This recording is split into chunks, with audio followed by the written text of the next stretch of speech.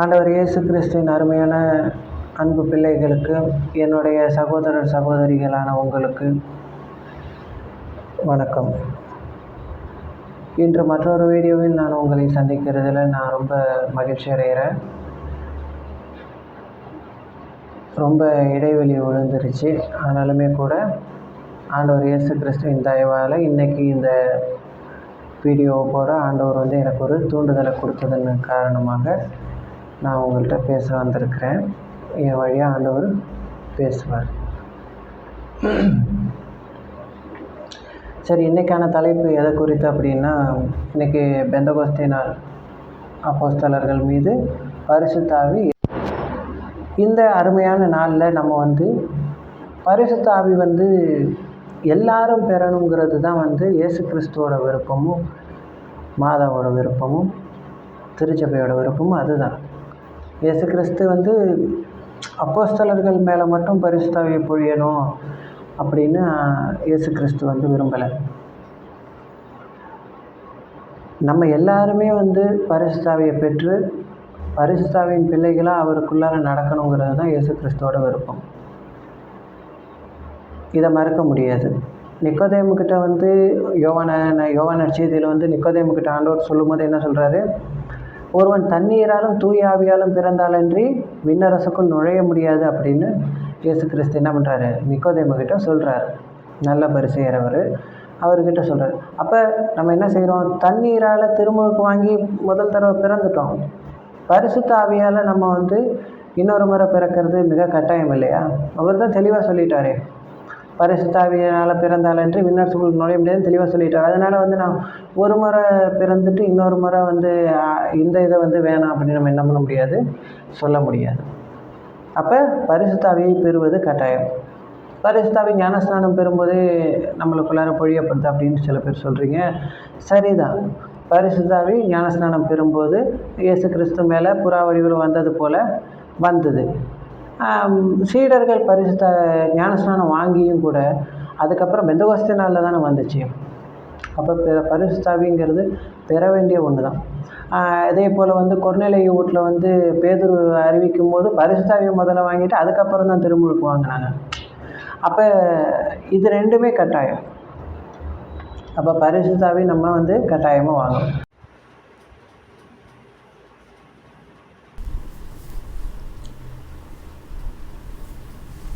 Apollo கொரிந்தில் இருந்தபோது பவுல் மலைப்பாங்கான பகுதி வழியாக எபேசு வந்தார்.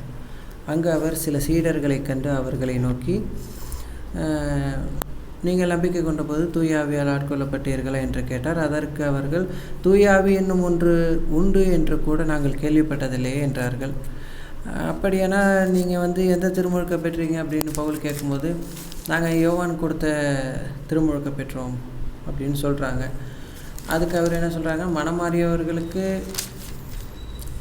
யோவான் மனமாறிய மக்களுக்கு திருமுழுக்கு கொடுத்து தமக்கு பின்வரும் இயேசுவிடம் நம்பிக்கை கொள்ளுமாறு கூறினார் அப்படின்னு பவுல் சொல்கிறார் அந்த மக்கள்கிட்ட. அப்புறம் என்ன பண்ணுறாரு? அந்த மக்கள் ஆண்டவராகிய இயேசு கிறிஸ்துவின் பேரால் திருமுழுக்கு பெற்றனர். பவுல் அவர்கள் மீது கை வைத்ததும் தூய ஆவி அவர்கள் மேலே இறங்கியது. அப்பொழுது அவர்கள் பரவச பேச்சு பேசினர், இறைவாக்கும் உரைத்தனர். இப்படி தான் அந்த திருத்துதர் பணிகள் 19வது அதிகாரத்தில் 1லேருந்து 7 வரைக்கும் உள்ள வசனங்களை நீங்கள் போய் படித்து பார்த்தீங்கன்னா இதுதான் இருக்கும். அங்கே ஏறக்குறைய எத்தனை பேர் இருந்தாங்கன்னா 12 பேர் இருந்தாங்க. இப்போ நீங்கள் கவனிக்க வேண்டிய இந்த விஷயத்தில் என்னென்னா, பவுல் அவர்கள் மீது கைகளை வைத்ததும் என்ன பண்ணிச்சுன்னா பரிசுத்த ஆவி அவர்கள் மேலே இறங்கினுச்சு. இன்றைக்கி நம்ம என்ன பண்ணணும்? பரிசுத்த ஆவி நம்மளுக்கு உள்ளார வரணும் அப்படின்னா நம்ம என்ன பண்ணணும்? கூப்பிடணும். வாஞ்சையை கூப்பிட்டால் என்ன பண்ணுவார்னா ஆண்டவர் கட்டாயம் நம்மளுக்குள்ளார வருவார். கூப்பிட்டால் மட்டும்தான் வருவார். ஆண்டவரை அழைக்கணும். அன்றைக்கி கானாவூர் திருமணத்தில் அழைப்பு கொடுத்ததுனால தான் அங்கே என்ன பண்ணாங்க? மாதாமாவும் இயேசுப்பாவும் போனாங்க. அப்போ தான் என்ன ஆச்சு? மிராக்கள் நடந்தது. அங்கே கூப்பிடப்படலைன்னா என்ன இருக்குன்னா அங்கே போயிருக்க மாட்டாங்க. அதனால் நம்மளும் என்ன பண்ணணும்? இன்றைக்கி நம்ம என்ன பண்ணணும்? இயேசுப்பாவை கூப்பிடணும். சரி, இப்போ நீங்கள் இயேசுப்பாவை கூப்பிடுறீங்க. அவர் ஒரு அழுக்கான இடத்துல நிற்பாரா? அழுக்கான இடம்னா எப்படின்னா, இந்த கரைகள் இல்லை, இந்த துணியில் படுற இந்த கரைகளை பற்றி நான் சொல்ல வரல. அதாவது பாவம் உள்ள ஒரு இடத்துல இயேசு கிறிஸ்து நிற்க முடியுமா? மனம் மாற விருப்பம் உள்ளவர்களுக்கு பாவமுள்ள ஸ்திரீயாக இருந்தாலும் அப்படின்னாலும் போய் தொடுவார், அது வேறு விஷயம். நீங்கள் கூப்பிடும்போது உங்களை நீங்களே என்ன பண்ணணும், முதல்ல ஆயத்தப்படுத்தணும். இப்போ நம்ம வீட்டுக்கு வந்து ஒரு விருந்தாளி வராங்க அப்படின்னா நம்ம என்ன செய்வோம்னா, அந்த நம்ம வீட்டை சுத்தம் பண்ணி நல்லா ஜோடித்து வச்சுருப்போம். நம்ம வீட்டுக்கு ஃபாதர் வராரு, இன்றைக்கி வீடு மந்திரிக்க வராரு அப்படின்னு நம்மளுக்கு வந்து சொல்லப்பட்டுருச்சுன்னா அப்படின்ட்டா என்ன பண்ணுவோம்னா, கரன்னு என்ன பண்ணுவோம், எல்லா வீட்டையும் சுத்தம் பண்ணி அன்றைக்கி தான் வீடே சுத்தமாகி இருக்கும். மற்ற நாள்லலாம் துணி அங்கேயும் இங்கேயும் கிடக்கும். அன்றைக்கி மட்டும் பார்த்திங்கன்னா நீட்டாக என்ன பண்ணுவாங்க, சுத்தம் பண்ணி வச்சுருப்பாங்க. ஏன்னா ஃபாதர் வராரு. அப்போ நம்ம வந்து ஒரு ஃபாதருக்கு நம்ம வந்து இப்படி ஆண்டவருடைய குருக்களை வந்து நம்ம வந்து இவ்வளோ மரியாதை கொடுக்குறோம் இல்லையா? அதே இயேசு கிறிஸ்துவுக்கு அப்போனா நம்ம வந்து நம்மளுடைய இருதயமாகிய வீட்டில் வந்து நம்ம வந்து இயேசு கிறிஸ்துவை கூப்பிட்றோம் அப்படின்னா நம்ம இருதயமாகிய வீட்டை வந்து நம்ம எவ்வளோ சுத்தமாக வச்சுருக்கணும் இல்லையா? அப்போ மத்தேயு நற்செய்தியில் வந்து சொல்கிறாரு, மலை பிரசங்கத்தில் ஆண்டவர் சொல்கிறாரு, இருதயத்தில் சுத்தமுள்ளவர்கள் பாக்கியவான்கள், அவர்கள் கடவுளை காண்பார்கள். நாமமுள்ளவர்கள் பாக்கியவான்கள், அவர்கள் கடவுளை காண்பார்கள் அப்படின்னு பைபிளில் இருக்குது இல்லையா? அப்போ நம்ம என்ன பண்ணணும்னா, முதல்ல நம்மளுடைய இந்த இருதயமாகிய இந்த உடலாகிய ஆலயத்தை முதல்ல பரிசுத்தப்படுத்தணும். ஒருவன் கடவுளுடைய கோவிலை அழித்தால் கடவுள் அவனை அழித்து விடுவார் இல்லையா? வசனம் சொல்லுது இல்லையா? நீங்களே அந்த கோவில் அப்படின்னு சொல்லி யாக்கோபோட திருமுகத்தில் சொல்லப்படுது. அப்போ நம்ம என்ன செய்யணும் அப்படின்னா, இந்த ஆலயமாக இருக்கிற இந்த உடம்பை முதல்ல நம்ம என்ன பண்ணணும், சுத்தப்படுத்தணும்.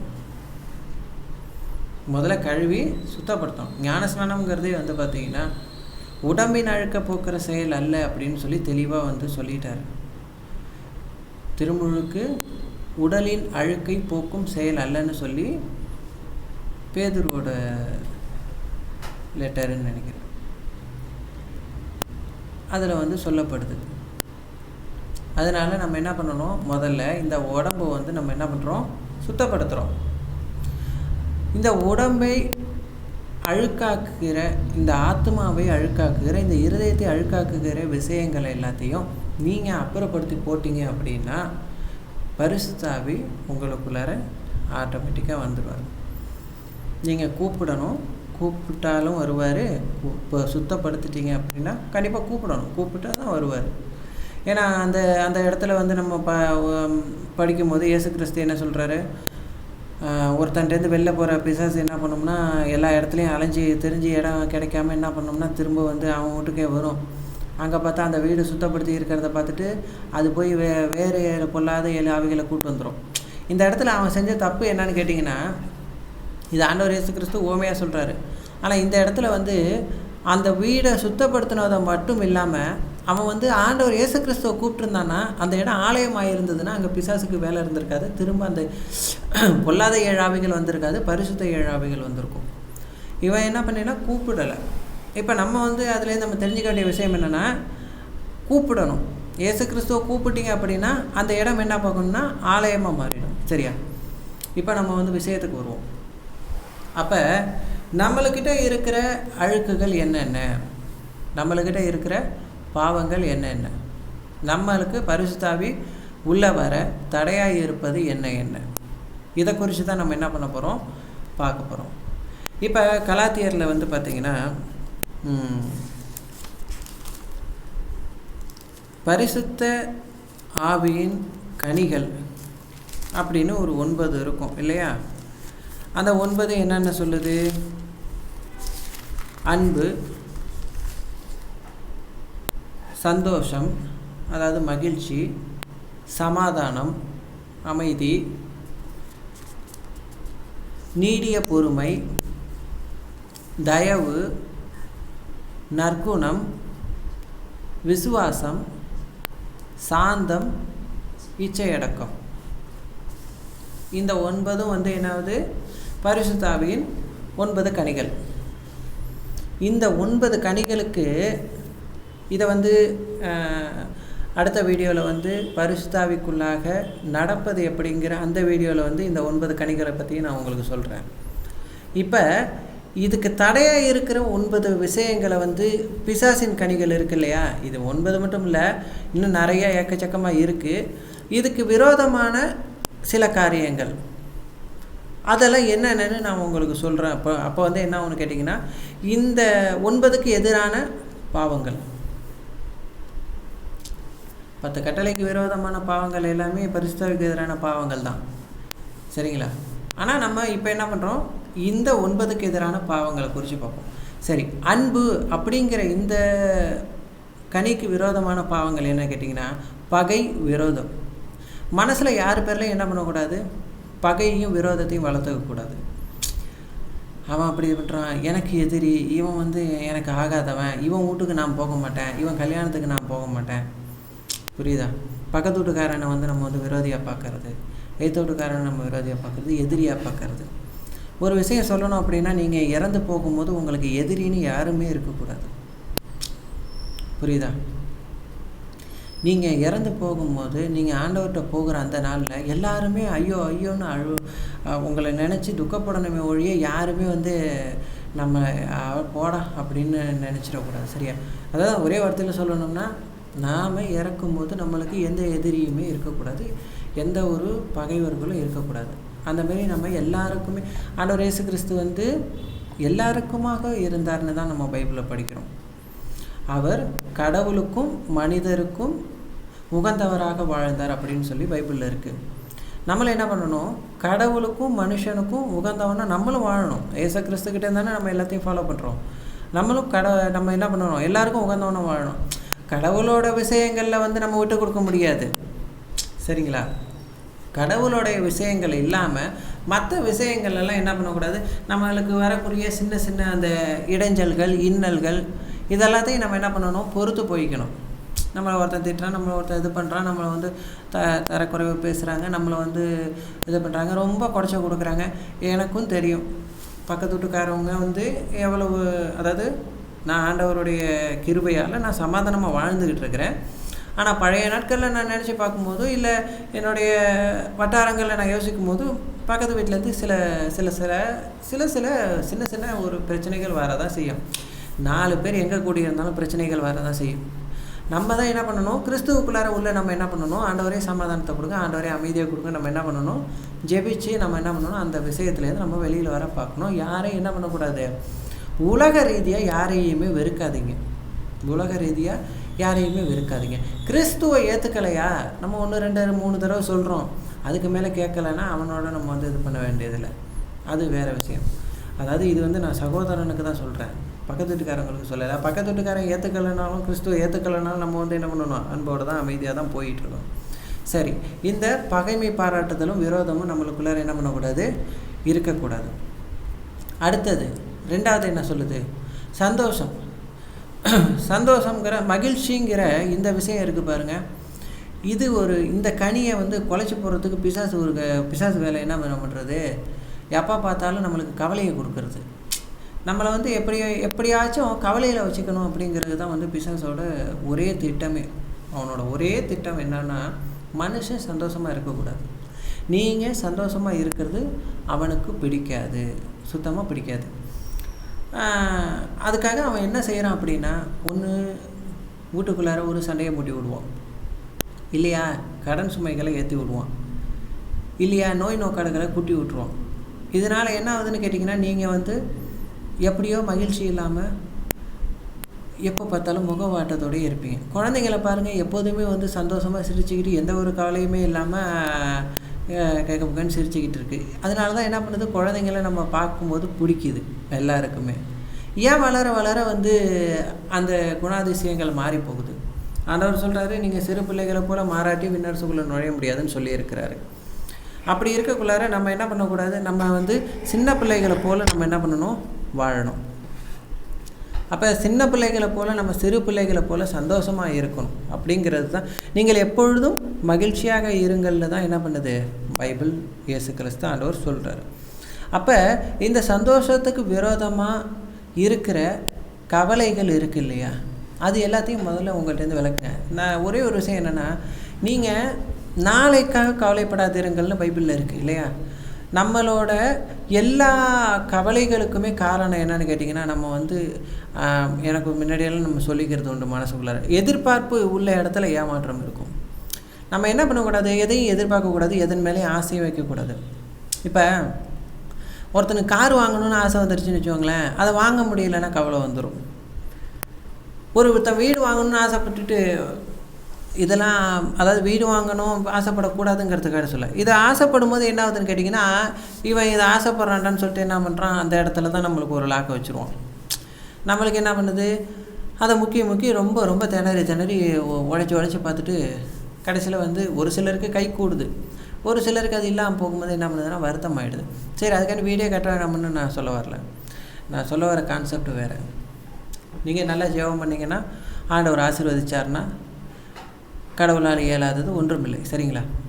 சரி, இப்படி என்ன பண்ணக்கூடாது, நம்ம சந்தோஷம் போகிற மாரி எந்த காரியத்துலேயுமே தயவு செஞ்சு நடந்துடாதீங்க. எதுக்குமே முதல்ல என்ன பண்ணாதீங்க, ஆசைப்படாதீங்க. எல்லாமே நம்மளுக்கு ஆண்டவர் கொடுப்பார். முதல்ல ஆண்டவர் என்ன சொல்கிறார் அப்படின்னா, முதலாவது தேவனுடைய ராஜ்யத்தையும் அவரது நீதியும் தேடுங்கள், அப்பொழுது இவைகளெல்லாம் கூட கொடுக்கப்படும்னு தான் ஆண்டவர் சொல்லியிருக்காரு. நீங்கள் வந்து இயேசு கிறிஸ்துவின் ராஜ்யத்துக்கு, அதாவது என்ன சொல்கிறாரு, இந்த உலகத்தில் உங்களுக்கு நீ எதையுமே சேர்த்து வைக்காதீங்க. ஏன்னா இங்கே பூச்சியும் துருவும் திருடனும் என்ன பண்ணுவான், அழிச்சிடுவான். ஆனால் பரலோக ராஜ்யத்தில் உங்களுடைய செல்வத்தை சேர்த்து வைங்க, அங்கே வந்து பூச்சியோ துருவோ திருடனோ அழிக்கிறதில்லன்னு சொல்கிறார் இல்லையா? அப்போ நம்ம என்ன பண்ணணும், நம்ம பரலோக ராஜ்யத்தில் நம்மளுடைய செல்வங்களையும் சொத்துக்களையும் சேர்த்து வைக்கணும். ஏன்னா இங்கே நிலையில்லாத இந்த உலகத்தில் எதையாவது சேர்த்து வைக்க ஆசைப்பட்டு தான் என்ன பண்ணுறோம், நம்ம சந்தோஷத்தை இழந்து நிம்மதி இல்லாமல் வாழ்ந்து போயிடுறோம். இதனால் என்ன ஆகுது, நம்மளுக்கு கவலைகள் வந்துடுது.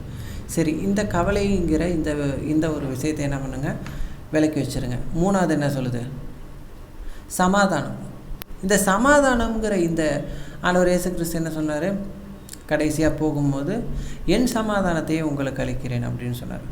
நான் தரும் சமாதானம் உலகம் தரும் சமாதானம் போன்றது அல்ல. அதாவது அமைதின்னு இப்போ குறிப்பிடப்படுது சமாதானம்.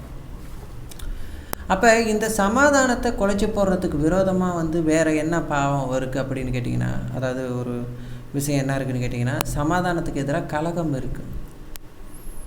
கலகம் உள்ள இடத்துல, அதாவது நீதிமொழிகளில் சொல்லுவாங்க,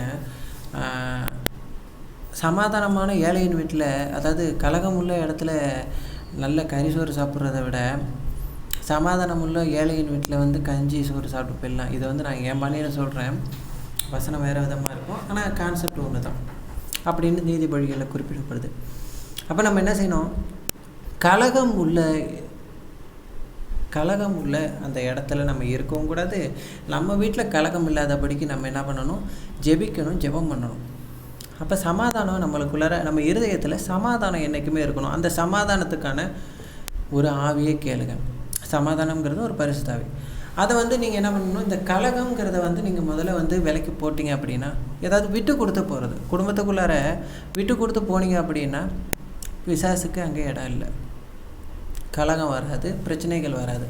இன்னொரு விஷயமும் இருக்குது, நீங்கள் என்ன தான் பொறுத்து போனாலும் பிசாசானவன் வந்து நீங்கள் ஜெபிக்கலைன்னா கலகத்தை கண்டிப்பாக கொண்டு வந்துடுவோம்.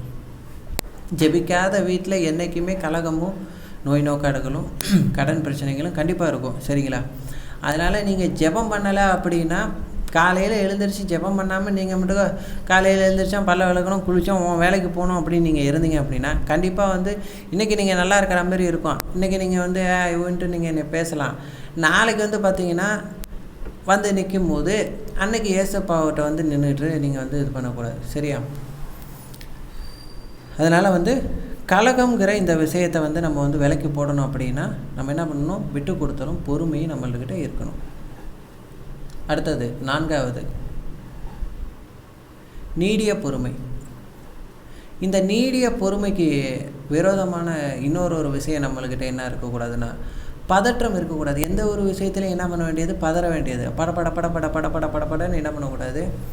எந்த ஒரு விஷயமாக இருந்தாலும் சரி, ஊழியமாக இருந்தாலுமே சரி, உலக விஷயங்களமாக இருந்தாலுமே சரி, நம்மளை தொழிலாக இருந்தாலுமே சரி, நம்ம இது பண்ணோம் சரி, நாளைக்கே என்ன பண்ணக்கூடாது, நம்ம வந்து பெரிய பணக்காரன் ஆகணும்னு நம்ம நினச்சோம்னா அது முடியாது. அப்போ என்ன ஆகும்னா கஷ்டங்கள் தான் நம்மளுக்கு வந்து சேர்ந்துக்கிட்டே இருப்போங்க. இதனால் என்ன பண்ணுவோம், நம்ம கடனை வாங்கி நம்ம வந்து பெரிய சிக்கலில் மாட்டிக்குவோம். இதனால் வந்து நம்ம என்ன பண்ணக்கூடாதுன்னா, பதற்றம் வந்து நம்மளுடைய வாழ்க்கையில் இருக்கக்கூடாது. பதறாத காரியம் செதறாதுன்னு நம்மளை சொல்லுவாங்க.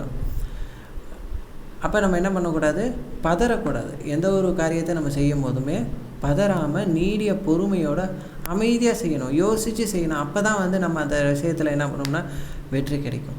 ஆண்டவர் இயேசு கிறிஸ்து சொல்லுவார் இல்லையா, ஒருத்தன் வீட்டை கட்டணும்னு ஆசைப்பட்றோன்னா முதல்ல உட்காந்து யோசிக்கணும் கட்ட முடியுமான்னு. ஏன்னா இல்லைன்னா பாதையில் வந்து இது பண்ணிட்டான் அப்படின்னா என்ன ஆகும், பாதியில் வந்து அவன் வந்து இது பண்ணிட்டான் அப்படின்னா அவனை வந்து எல்லோரும் என்ன பண்ணுவாங்கன்னா ஏளனமாக பேசுவாங்க. அதுக்கு நம்ம இடம் கொடுக்காமல் இருக்கணும் அப்படின்னா என்ன செய்யணும், முதல்ல உட்காந்து திட்டமிடணும், யோசிக்கணும், சாந்தமாக செயல்படணும். எல்லா இடத்துலையுமே நீடிய பொறுமையோடு நடந்துக்கணும். நம்மளை கோபப்படுத்துவாங்க, நம்மளை இது பண்ணுவாங்க, நம்மளுக்கு கோபம், அதாவது பிசாசு என்ன பண்ணுவோன்னா யார் வழியாக வேணாலும் பேசுவோம். நம்மளுக்கு கோபத்தை ஏற்படுத்துறதுக்கு நம்மளுக்கு யார் வழியாக வேணாலும் பேசுவோம். அப்போ நம்ம என்ன பண்ணக்கூடாது, நீடிய பொறுமையாக இருக்கணும், பொறுமையோடு கையாளணும். சரி, இது அவன் பேசலை, ஏதோ உள்ளேருந்து வேறு ஏதோ பேசுது அப்படின்னு நம்ம புரிஞ்சுக்கிட்டு என்ன பண்ணணும்னா நம்ம வந்து அமைதியாக இருந்துக்கணும். சரி, நீடிய பொறுமை. அதுக்கு அடுத்தது என்னாவது, 5வது தயவு அப்படிங்கிறது ஒரு விஷயம். நம்ம என்ன பண்ணணும், எல்லாருக்கிட்டையும் தயவாக நடந்துக்கணும். சரியா, ஆணவமாக நடந்துக்கக்கூடாது. தயவுங்கிற இன்னொரு எதிர் விஷயம் என்ன அப்படின்னு கேட்டிங்கன்னா ஆணவம். நம்ம எந்த இடத்துலையும் வந்து ஆணவமாக நடந்துக்கக்கூடாது. தாழ்ச்சிங்கிற ஒரு விஷயத்தை நம்ம வந்து மாதாம்மா கிட்டேருந்து கற்றுக்கணும். அவங்க எவ்வளோ தாழ்ச்சியாக நடந்துக்கிட்டதுனால தான் இயேசு கிறிஸ்துங்கிற மீட்பரை பிறக்க இது பண்ணாங்க. அந்த பாக்கியம் வந்து அம்மாவுக்கு கிடச்சிச்சு. அவங்க மாதாம்மா வந்து உங்களுக்கு புரியுமா என்னன்னு எனக்கு தெரியாது. இயேசு கிறிஸ்துவின் திட்டத்தில் அவங்களுக்கும் பங்கு உண்டு. சரிங்களா, நான் எதையுமே வந்து மறைச்சியெல்லாம் பேச மாட்டேங்க. நீங்கள் வீடியோ பார்க்க மாட்டிங்களோ இல்லை அவங்க வீடியோ பார்க்க மாட்டாங்களோ, இதெல்லாம் நம்மளுக்கு வந்து நான் அதெல்லாம் யோசிக்கவே மாட்டேங்க. எனக்கு வந்து பார்த்திங்கன்னா இயேசு கிறிஸ்து சொல்கிறத நான் சொல்லிடுவேன். கேட்டுக்கிறதோ செவியோடவர் கேட்க கடவர்னு சொல்லிட்டு புரிஞ்சுக்கிறதோ புரிஞ்சுக்காததோ அது உங்களோட விருப்பம். சரிங்களா, அதனால் நான் அதை பற்றி எதுவுமே யோசிக்கலை. நான் சொல்ல வேண்டியதை சொல்லிடுறேன். அதனால் வந்து அம்மாவுக்கு திட்டம் உண்டு, பங்கு உண்டு. அவங்கள்ட்டேருந்து நீங்கள் என்ன பண்ணணும், தாழ்ச்சியை கற்றுக்கணும். இதவும் அடிமைன்னு சொன்னதுனால தான் அவங்க வந்து அந்த மிகப்பெரிய பாக்கியத்தை வந்து நம்ம வந்து அவங்க வந்து இது பண்ணாங்க. அப்போ நம்ம என்ன செய்யணும், தாழ்ச்சியோடு நடந்துக்கணும், ஆணவமாக நடந்துக்கக்கூடாது, தயவோடு நடந்துக்கணும், எல்லாருக்கிட்டையும் தயவோடு நடந்துக்கணும். சரியா, அடுத்தது நற்குணம். நல்ல குணங்கள் இருக்கணும் நம்மள்கிட்ட.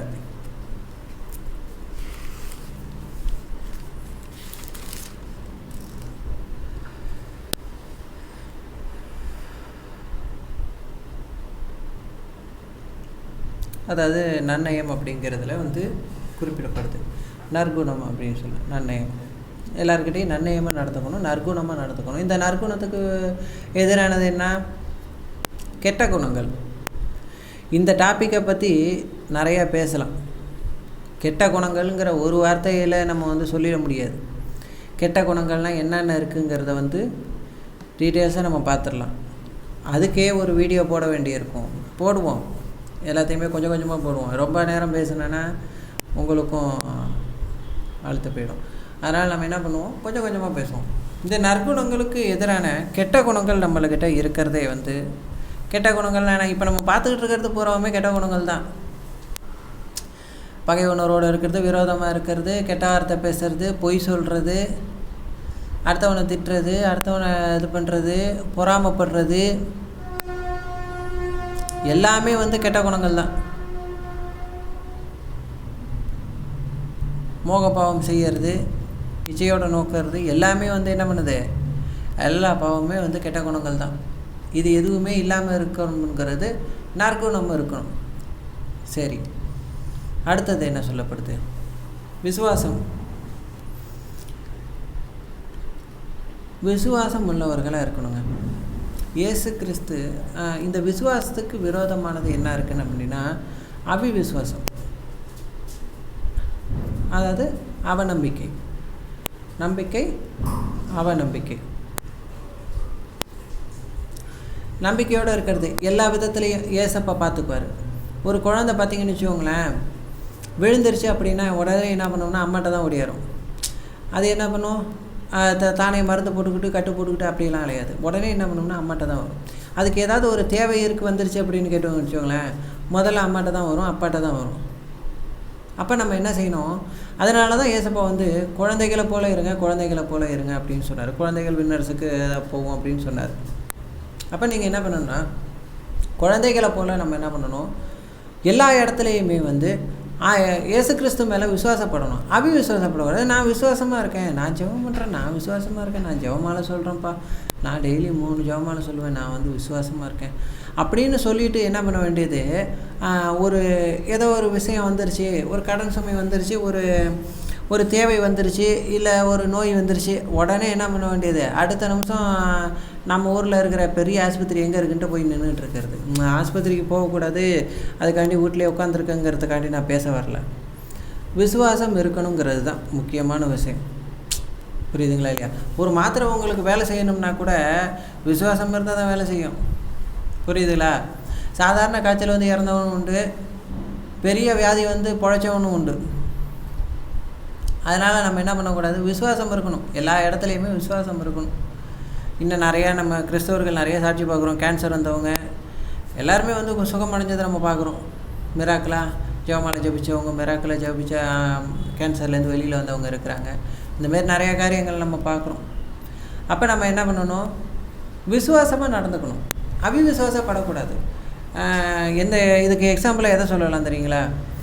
பேதுரு வந்து கடல் மேலே நடந்ததை சொல்லலாம். ஆண்டவர் இயேசு கிறிஸ்து கடல் மேலே அவர் ஆவியில் நடந்து வந்தார். ஆனால் பேதுரு வந்து விசுவாசத்தில் நடந்தார். நீங்கள் இந்த விஷயத்தில் வந்து பேதுரு வந்து குறைவாக இடம் போட்டுறாதீங்க. 11 பேரும் படகுல தான் உட்காந்துருந்தாங்க. இவர் ஒருத்தர் தான் தைரியமாக இறங்கினார். அதுவே பெரிய விசுவாசம்தான். சரிங்களா இல்லையா? நம்மளுக்கு என்ன வந்ததுன்னு சொல்லிட்டு அவர் கடல் மேலே நடக்கிறன்னு இவர் உட்காந்துல, ஆண்டவரே நீர் தானே நானும் நடந்து வர கட்டளை எடுக்குன்னு சொல்லிட்டு என்ன பண்ணார், தைரியமாக காலை எடுத்து வச்சார். நினச்சி பாருங்கள், நீங்கள்லாம் காலை எடுத்து கீழே வைப்பீங்களா? கடலுக்குள்ளே காலை வைப்பீங்களா? நானுமே கடலுக்குள்ளே காலை வைப்பேனான்னு கேட்டால் வைப்பேன். விசுவாசம் உண்டு, இருந்தாலுமே கூட ஒரு பயம் இருக்கும் உங்களுக்கும் எனக்கும் கூட. அப்போ அந்தளவுக்கு என்ன பண்ணுறது, அவர் வந்து விசுவாசமாக என்ன பண்ணாருன்னா காலை எடுத்து கீழே வச்சார். அதனால் வந்து அவரை வந்து குறைவெல்லாம் பேசக்கூடாது. ஆனால் 4 ஸ்டெப்பு நடந்து வந்ததுக்கப்புறம் என்ன ஆகிடுச்சு அப்படின்னு கேட்டிங்கன்னா, முதல்ல வந்து இதுதான் நம்மளுடைய வாழ்க்கையும், நம்மளுடைய ஆவிக்குரிய வாழ்க்கையும் ஆண்டவருக்குள்ள வாழ்க்கையும். அதுதான் முதல்ல என்ன பண்ண வேண்டியது, விசுவாசமாக நல்ல ஜெபத்தில் நல்லா பயங்கரமாக போயிட்டுருப்பாங்க. நல்லா போயிட்டுருக்கும்போது 4 ஸ்டெப்பு எடுத்து வச்சு கொஞ்ச நாள் ஆனதுக்கப்புறம் என்ன ஆக வேண்டியது கேட்டிங்கன்னா, அதை மனுஷ அறிவு வேலை செஞ்சிடும். விஸ்டம்ங்கிற அந்த ஞானம்ங்கிற அந்த இது போயிட்டு என்ன ஒன்று கேட்டிங்கன்னா, இவனுக்கு வந்து மனுஷ அறிவு, உலக அறிவு வேலை செய்ய ஆரம்பிச்சிடும். என்ன ஒன்றா பேதர் என்ன பண்ணுறாரு, 4 ஸ்டெப்பு எடுத்து வச்சுட்டு நல்லா நடந்து வந்ததுக்கப்புறம் என்ன பண்ணுறாருன்னா, ஐயோ காற்றடிக்குது அப்படின்னு சொல்லி என்ன பண்ணுறாரு, பயந்து போயிட்டார். பயந்து போனோன்னு என்ன ஆயிடுச்சு, முழுகிட்டார். பேதர் ஒரு மீனவர், ஆனால் கூட பாருங்கள் மூழ்கிட்டு என்ன பண்ணுறாரு, ஐயோ ஆண்டவரே காப்பாற்றுங்கன்னு சொன்னார். அப்பயும் ஆண்டவர்கிட்ட தான் நின்னார். சரியா? அதனால தான் பேதுரு கையில் வந்து நம்மளோட திருச்சபையினை கொடுத்துட்டு போனார். இன்றைக்கி வந்து பேதுருவின் மேலே கட்டப்பட்ட கற்பாறையின் மேலே கட்டப்பட்ட வீடு இது. இன்றைக்கி எந்த நாட்கள் அழிஞ்சாலும் சரி, எந்த ஒரு விஷயம் நடந்தாலும் சரி, இந்த கற்பாறையின் மேலே கட்டப்பட்ட வீடு வந்து மழை பெஞ்சுது, ஆறு பெருக்கெடுத்துச்சு, வெள்ளம் வந்து மோதுனுச்சு, எதுவும் ஆகாது. சரிங்களா? அதனால் வந்து நம்ம திருச்சபை வந்து கற்பாறையின் மேலே கட்டப்பட்டிருக்கு. அதன் திறவுகோலும் கற்பாறைக்கிட்ட இருக்குது. அதனால் ஒன்றும் பிரச்சனை இல்லை. இருந்தாலும் அவருக்கு என்ன ஆயிடுச்சுன்னா, அந்த மனுஷ அறிவு வந்து வேலை செஞ்சிருச்சு. இதெல்லாம் வந்து அவர் வந்து பரிசுத்தாவி வாங்கிறதுக்கு முன்னாடி நடந்த விஷயங்கள். பரிசுத்தாவி வாங்கினதுக்கப்புறம் மனுஷன் தலைகீழ சிலுவையில் அறையப்பட்டார். அவரே வந்து சொன்ன விஷயம். அப்போ அந்தளவுக்கு வந்து அவர் பயங்கரமாக இருந்தார். அவர் என்ன பண்ணுறாரு, இடையில வந்து மனுஷ அறிவுக்குள்ளார வந்துடுறாரு. இன்றைக்கி நம்மளுக்கு என்ன ஆகுதுன்னு கேட்டிங்கன்னா, நல்ல விசுவாசமாக நம்ம வாழ்ந்துக்கிட்டு இருக்கும்போது திடீர்னு என்ன பண்ணுறது, விசுவாசம் வந்துடுறது. டக்குன்னு ஒரு மனுஷ அறிவு வந்துடுது. அந்தமாரி என்ன பண்ணக்கூடாது, விசுவாசம் மட்டும் நம்மளுக்கு என்ன கொடுக்காது, வரக்கூடாது. அடுத்தது 8வது கனி, 8ஆம் கனி, சாந்தம். எட்டாக்கனியாக தான் இருக்குது பல பேருக்கு. சாந்தம் கொஞ்சம் நல்லா சாந்தமாக இருக்கணும்னு நம்ம நினச்சிக்கிட்டு வெளியில் போவோம். வெளியில் ஒரு 4 தப்படி போனதுக்கப்புறம் எவனா ஒருத்தன் கடுப்பாக கலப்பணுன்னு நம்மளுக்கு என்ன ஆகணும், கோவம் வந்துடும். அது எல்லாருக்குமே மனுஷ இயல்பில் வந்து கோவம் வந்துடுது, சரியா? ஆனால் வரக்கூடாது. ஒரு பரிசுத்தாவியை பெற்றவனுக்கு கோவம் வரக்கூடாது. இது என்ன பண்ணிடுது, கோவம் வந்துடுது. அப்போ என்ன பண்ணக்கூடாது, சாந்தமாக நடந்துக்கணும். சாந்தத்துக்கு விரோதமாக உள்ளது என்னது, ஒரு சஞ்சலம். ஒரு சஞ்சலம், சாந்தத்துக்கு விரோதமாக இருக்கிறது சஞ்சலம். சஞ்சலப்படக்கூடாது. நம்ம என்ன பண்ணக்கூடாது, எப்போ பார்த்தாலும் மனசு வந்து ஒரு அலப்பாஞ்சிக்கிட்டே இருக்கக்கூடாது. வாழ்க்கையில் வந்து எப்போ பார்த்தாலும் பரபரப்பாகவே இருந்துக்கிட்டு இருக்கக்கூடாது. உங்களை வந்து பிசாசு வந்து பரபரப்பாக வச்சுக்கணும்னு பார்ப்பான். அதாவது எனக்கு நேரமே இல்லை, ஜெபிக்க எனக்கு நேரமே இல்லை. ஜெபிக்க உங்களுக்கு நேரமே இல்லைன்னு நீங்கள் சொன்னீங்கன்னா ஆண்டவர் உங்களுக்கு நான் ஆசீர்வதிக்க நேரமே இல்லைன்றார், சரியா? அதனால் வந்து இதை வந்து பெருமையாக வந்து இன்னொருத்தர தயவு செஞ்சு சொல்லாதீங்க. என்ன பண்ணக்கூடாது, எனக்கு ஜெபிக்க நேரமே இல்லை. ஜெபிக்க நேரமே இல்லையா? குளிக்கிறதுக்கு 5 நிமிஷம் நேரம் இருக்குல்ல, சாப்பிட வந்து அரை மணி நேரம் பிரேக்ஃபாஸ்ட்டுக்கு நேரம் இருக்குல்ல, அப்போ ஜெபிக்க நேரம் இல்லைன்னு சொன்னால் நைட்டு 10லேருந்து 12 1 மணி வரைக்கும் செல்லு பார்க்குறதுக்கு நேரம் இருக்குது இல்லையா? ஜெபிக்க நேரம் இல்லைன்னு சொன்னால் சரி, ஒரு வேளை நீங்கள் வந்து நான் வந்து செல்லு பார்க்குறதே இல்லைப்பா, நான் ரொம்ப கஷ்டத்தில் இருக்கேன். ஒரு சில பேர் உண்மையாலுமே கஷ்டத்தில் இருப்பாங்க, நானும் பார்த்துருக்குறேன். பார்த்தீங்கன்னா வீட்டில் வந்து ஹஸ்பண்ட் இருக்க மாட்டாங்க, இல்லை யாரோ ஒருத்தவங்க இருக்க மாட்டாங்க, பிள்ளைகளை வளர்க்க வேண்டிய பொறுப்பு இருக்கும், இல்லை வேலைகள் இருக்கும், ரொம்ப ரொம்ப கடினமான வேலை செய்கிறவர்கள் இருப்பாங்க, உண்மையாலுமே இருப்பாங்க. அவங்களுக்கு செல்லெல்லாம் நோன்றதில்லை, உண்மையான இல்லைன்னு நான் சொல்லலை. ஆனாலும் நீங்கள் ஆண்டவர் என்ன தெரியுமா சொல்கிறாரு, உங்கள் முழு இதயத்தோடும் முழு உள்ளத்தோடும் முழு பலத்தோடும் உன் கடவுளாகிய ஆண்டவரிடம் அன்பு கூற, முழு ஆற்றலோடும் உன் கடவுளாகிய ஆண்டவரிடம் அன்பு. அப்போ என்ன செய்யணும், முழு பலத்தோடு நீங்கள் என்ன பண்ணணும், ஆண்டவர் வந்து அன்பு செய்யணும். அப்போ நீங்கள் என்ன செய்யணும், என்னால் முடியல, என்னால் அடித்து போட்ட மாதிரி இருக்குது, எழுந்திரிச்சு ஜெபிங்க. எழுந்திரிச்சு காலையில் என்ன பண்ணுங்கள், ஆண்டவர்கிட்ட ஜெபம் பண்ணாமல் நீங்கள் என்ன பண்ணாதீங்க, வெளியில் போகாதீங்க. நல்லா கேட்டுக்கோங்க, ஜெபம் பண்ணுறாமல் வெளியில் போகிறதும் ஆயுதம் இல்லாமல் போருக்கு போகிறதும் ஒன்று தான். இன்றைக்கி கிறிஸ்தவர்கள் நீங்கள் எல்லாருக்குமே ஒரு விஷயம் புரிஞ்சுக்கோங்க, ஜெபம் இல்லாமல் ஜெபிக்காமல் வெளியில் போகிறதும் ஆயுதம் இல்லாமல் போருக்கு போகிறதும் ஒன்று தான். ரெண்டுமே ஆபத்து, சரியா? அதனால தான் சில பேர் பார்த்திங்கன்னா கடுமையாக வேலை செய்வாங்க, ரொம்ப கடுமையாக வேலை செய்வாங்க, ஆனால் ஊதியம் இருக்காது. காரணம் ஜெபிக்கிறது கிடையாது. ஜெபம் பண்ணி அன்றைய நாளை ஆசீர்வதிச்சுட்டு, ஆண்டவரே இன்றைக்கி நல்ல சமாதானத்தை கொடுங்க, இன்றைக்கி நாளில் வந்து வருமானத்தை கொடுங்க, இன்றைக்கி நாளில் நல்ல பயணங்களில் பாதுகாப்பு கொடுங்க, இன்றைக்கி நான் வேலை செய்கிற இடங்களில் வந்து நல்ல நட்பு உறவை கொடுங்க. இப்படியெல்லாம் நம்ம ஜெபிச்சுட்டு வெளியில் போகிறது கிடையாது. நம்ம வந்து என்ன பண்ண வேண்டியது, காலையில் 8:30 மணிக்கு வாங்க வர சொல்லிட்டோம் அப்படின்னு சொல்லிட்டு என்ன பண்ண வேண்டியது, உடனே காலையில் பல்ல விளக்கிட்டு குளிச்சுட்டு ஓட வேண்டியது, அயன் பண்ணி சட்டையை மாட்டிக்கிட்டு ஓடிட வேண்டியது. ஆனால் ஜெபிக்கிறது கிடையாது. ஜெபிக்காமல் இருக்கும்போது என்ன ஆகுன்னு கேட்டிங்கன்னா, உங்களுக்கு வந்து பரபரன்னு இப்படியே இதுதான் பிசாசோட தந்திரம், பிசாசோட வெற்றி. நீங்கள் பரபரன்னு சில பேருக்கு அதுவே பிடிச்சிருக்கு, பேண்ட் சட்டையை மாட்டிக்கிட்டு டையை கட்டிக்கிட்டு அப்படி இது பண்ணிக்கிட்டு போகிறது. அது ஒரு 5 நிமிஷம் வெளியில் பார்க்குறவங்களுக்கு வேணால் சந்தோஷமாக இருக்கும். ஆனால் உள்ளுக்குள்ளார நீங்கள் எவ்வளோ வேதை பண்ணுறீங்கன்னு எனக்கும் தெரியும். கையை கட்டிக்கிட்டு போயிட்டு அங்கே நாள் முழுக்க கஷ்டப்படுறதும் மண்டையில் ப்ரெஷரோடு இருக்கிறதும் எல்லாமே தெரியும். ஆனால் வெளியில் பார்க்குறவங்களுக்கு ஆமாம் அவர் டிப்டாப்பாக இருக்கார், என்ன டிப்டாப்பாக இருந்து பார்க்குறவன் ஒரு வார்த்தை, இந்த ஒரு வார்த்தையை சொல்கிறதுக்கு நீங்கள் வந்து உங்கள் வாழ்க்கையை பணைய வச்சுக்கிட்டு இருக்கிறீங்க. செய்யுங்க, வேலை செய்யுங்க, ஆனாலும் கூட அதே சமயம் வந்து ஆண்டவரோடு இணைஞ்சு செயல்படுங்க. ஆண்டவருக்கு நேரம் கொடுங்க, அப்போ அவரும் உங்களுக்கும் நேரம் கொடுப்பார், உங்களோட காரியத்தை கேட்பார், காது கொடுத்து கேட்பார், சரியா? சரி, 9வது கனி இச்சை அடக்கம். இது ரொம்ப இம்பார்ட்டண்ட்டான கனி. இப்போ சுத்தமாக இல்லாத கனியும் கூட இதுதான். இந்த 9வது கனியில் தான் லாக் ஆகிறவங்க வந்து பார்த்திங்கன்னா பரிசுத்தாவே பெறவே முடியாமல் போயிடுறது. பரிசுத்தாவே நீங்கள் பெறணும் அப்படின்னு வச்சுக்கோங்களேன், இந்த 9வது கனி உங்கள்கிட்ட கண்டிப்பாக இருக்கணும்.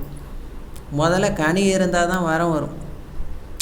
இந்த 9 கனி இருந்தால் தான் உங்கள்கிட்ட என்ன பண்ண முடியும், வரும்.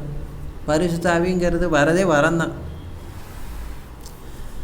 அந்த பிரதர்கிட்ட போனோம், அவர் பயங்கரமாக பேசினார், அவர் அப்படியே தீர்க்க தரிசனம் சொன்னார். இந்த ஃபாதர்கிட்ட போனோம், இவர் அப்படியே கையை வச்சோன்னு நம்மளுக்கு இது அனுச்சு.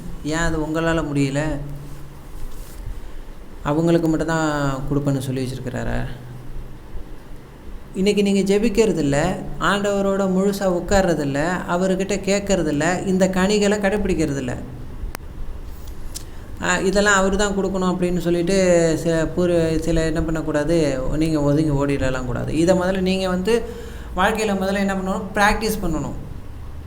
நீங்கள் இந்த காரியங்களை என்ன பண்ணணும், ப்ராக்டிஸ் பண்ணி உங்கள் வாழ்க்கையில் நடைமுறைக்கு முதல்ல நீங்கள் கொண்டு வரணும்.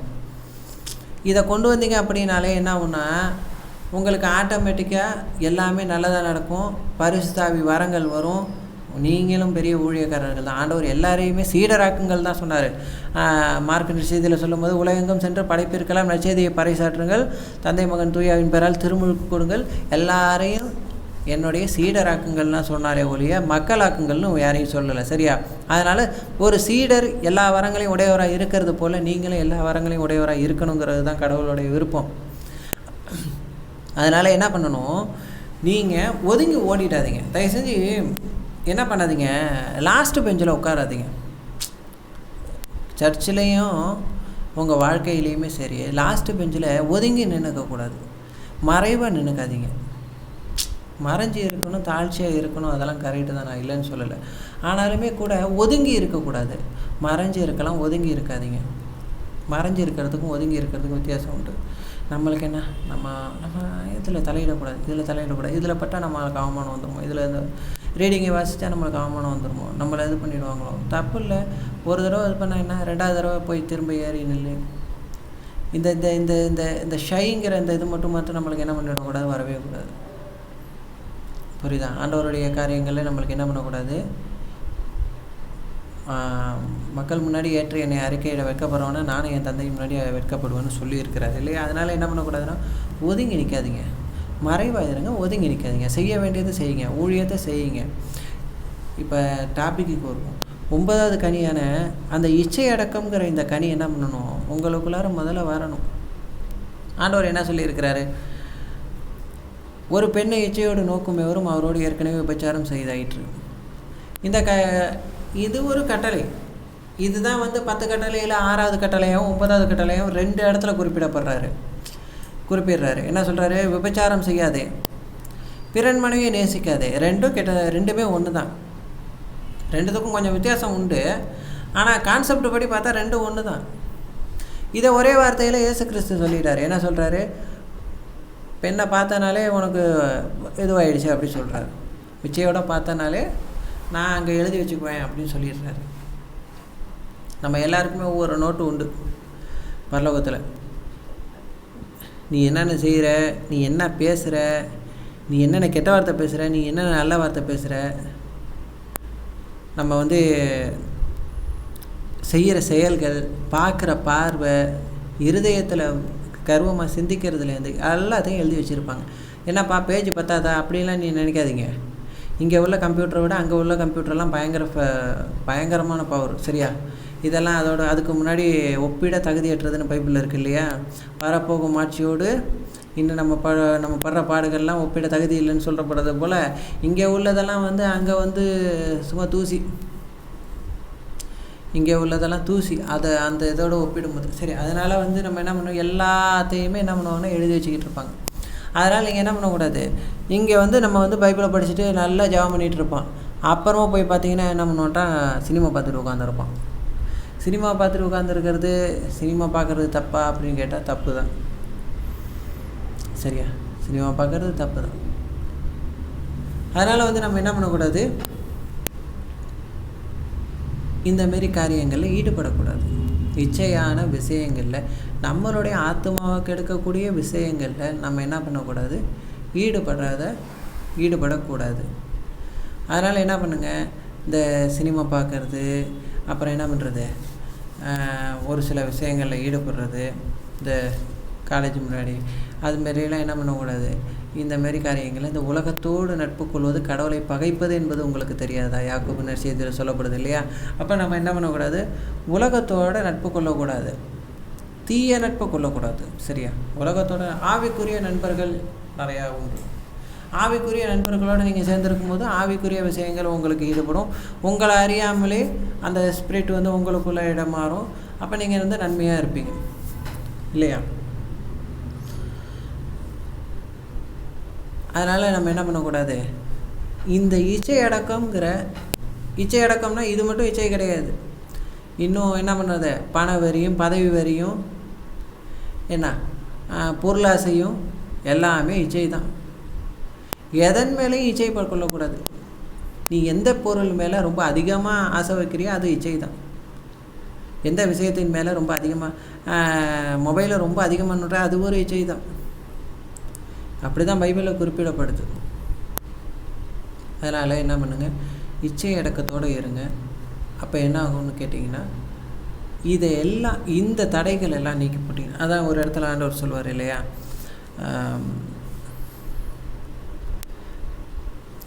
உள்ளிருந்து வெளியிலேருந்து உள்ளே போகிறது உங்களை தீட்டுப்படுத்தாது, உள்ளேருந்து இருதயத்திலேருந்து வெளிவரக்கூடியது தான் என்ன பண்ணுவோம், உங்களை தீட்டுப்படுத்தும். கொலை, களவு, விபச்சாரம் இதெல்லாம் தான் என்ன பண்ணும், உங்களை தீட்டுப்படுத்தும்னு ஆண்டவர் சொல்கிறார்.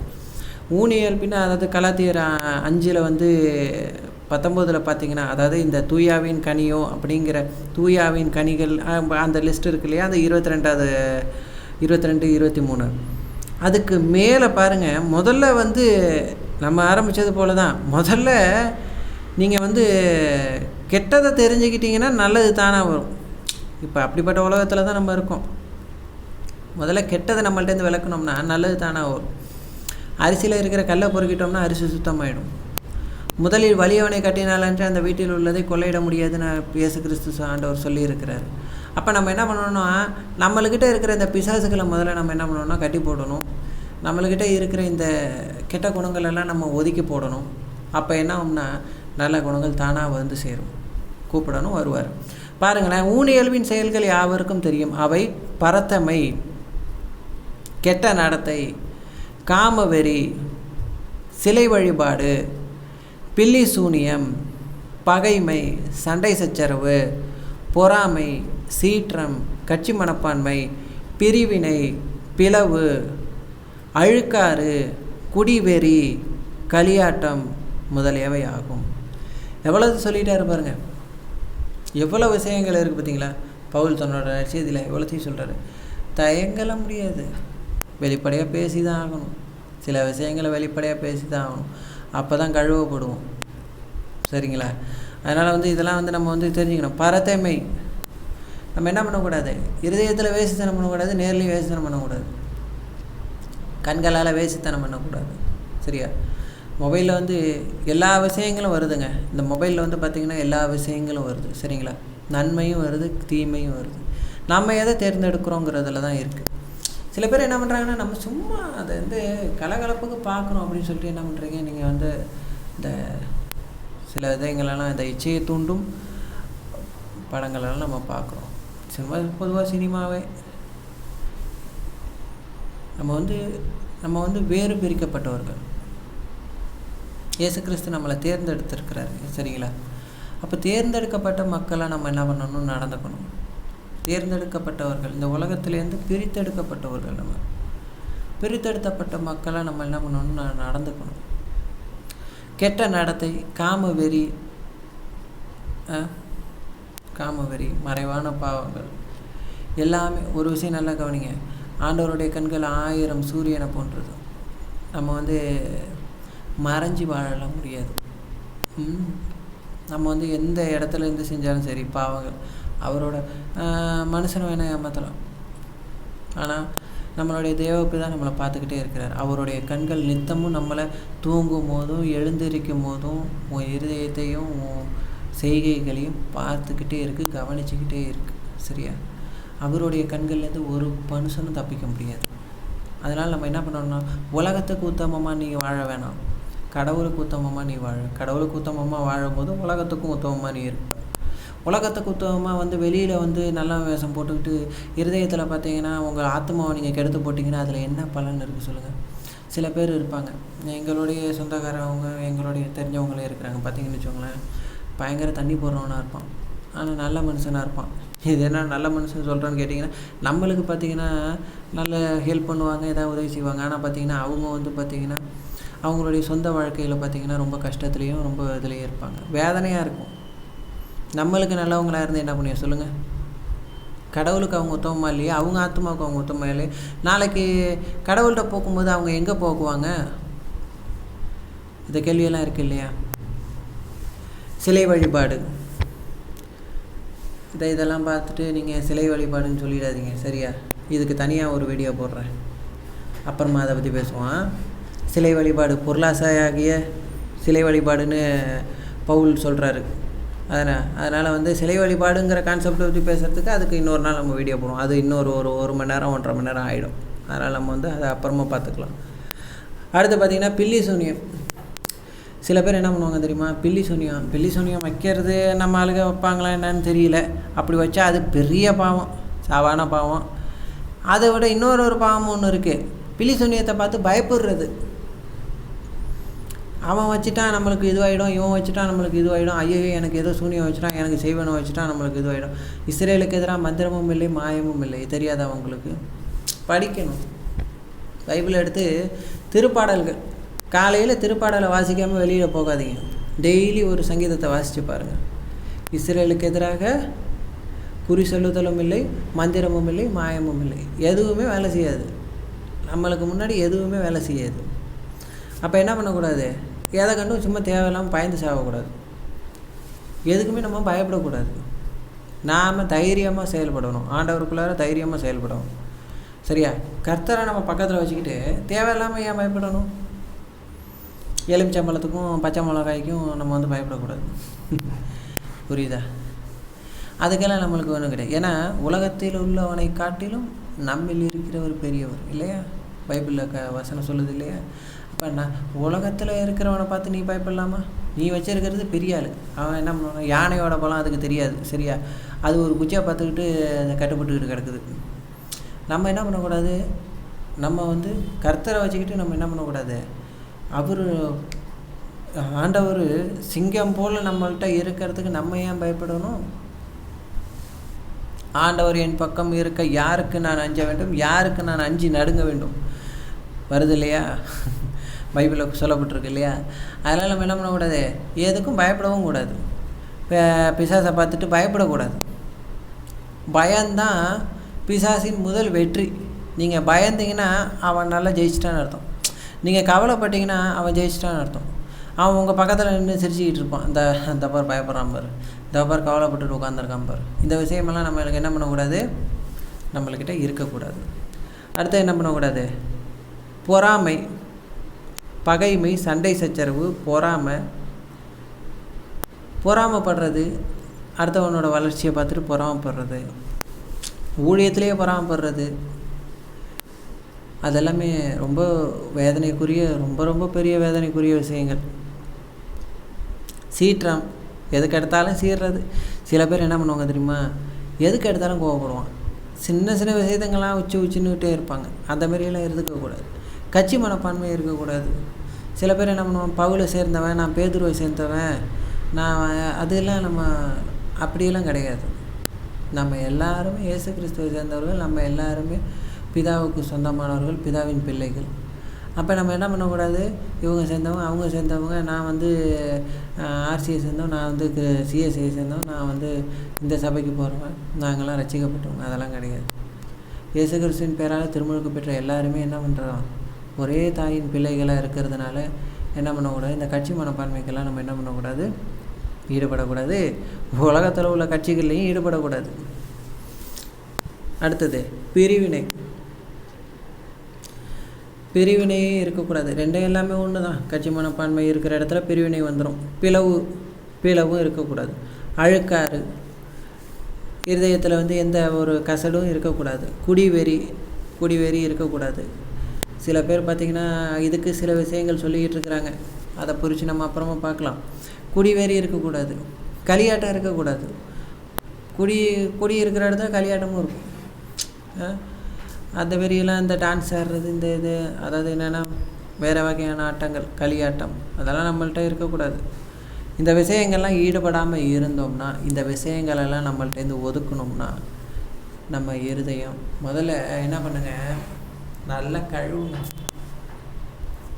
நல்லா என்ன பண்ணணும், கழுவணும். முதல்ல கழுவணும் அப்படின்னா நம்ம சுத்தமாயிட்டோம்னு வச்சுக்கோங்களேன், பரிசுத்தர் தானாக வரும். சுத்தம் இல்லாத இடத்துல, அதாவது தூய்மை இல்லாதது பரிசுத்தத்தை அலங்கரிக்க முடியாது. அப்போ நம்ம என்ன பண்ணணும், நம்ம பரிசுத்தமாக நடந்துக்கணும். பரிசுத்தமாக நம்ம இருந்தோம் அப்படின்னா பரிசுத்தர் தானாக வரும். அப்புறம் எதுக்குப்பா பரிசுத்தர் அப்படின்னா, பரிசுத்த ஆவி இருந்தால் தான் நீ தொடர்ச்சியாக நிற்க முடியும், இல்லைன்னா விழுந்துருவோம்.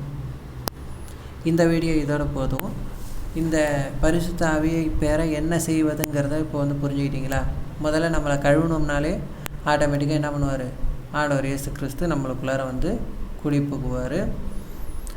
அடுத்த வீடியோவில் நாம் பார்ப்போம் பரிசுத்த ஆவிக்குள்ளாக ஜெபிப்பது எப்படி, பரிசுத்த ஆவிக்குள்ளாக நடப்பது எப்படி. இன்னும் 2 டாப்பிக்கை குறித்து நம்ம பார்க்க போகிறோம். இந்த வீடியோ இதோட முடிவு பெறுகிறது. Praise the Lord. மரியே வாழ்க.